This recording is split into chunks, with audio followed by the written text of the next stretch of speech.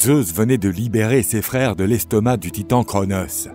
Il les guida au sommet du mont Olympe, la plus haute montagne de Grèce.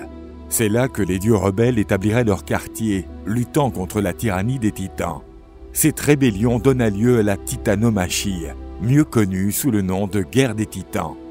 Depuis son trône du mont Othrys, Cronos appela tous les alliés des titans à le rejoindre pour cette grande bataille.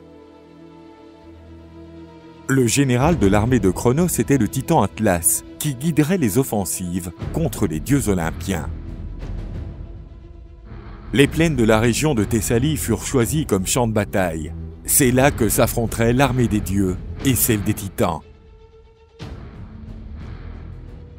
Les titans commençaient à s'imposer face aux dieux grâce à leur force physique immense. Zeus, conscient du pouvoir de l'armée des titans, alla chercher des renforts aux Tartares. Il libéra les créatures étranges dotées d'un seul œil, connues sous le nom de Cyclopes. En guise de remerciement, elles forgèrent des armes sensationnelles pour les dieux. Zeus reçut son fameux et puissant éclair. Ils donnèrent à Poséidon un trident majestueux, capable de créer des tremblements de terre et des tsunamis, et à Hadès, le heaume de la crainte, qui le rendit invincible.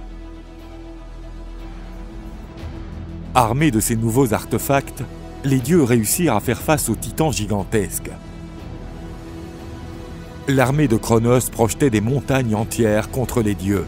La bataille entre les dieux et les titans dura presque 10 ans, pleine d'intenses combats à main nue. La balance semblait peser en faveur des titans.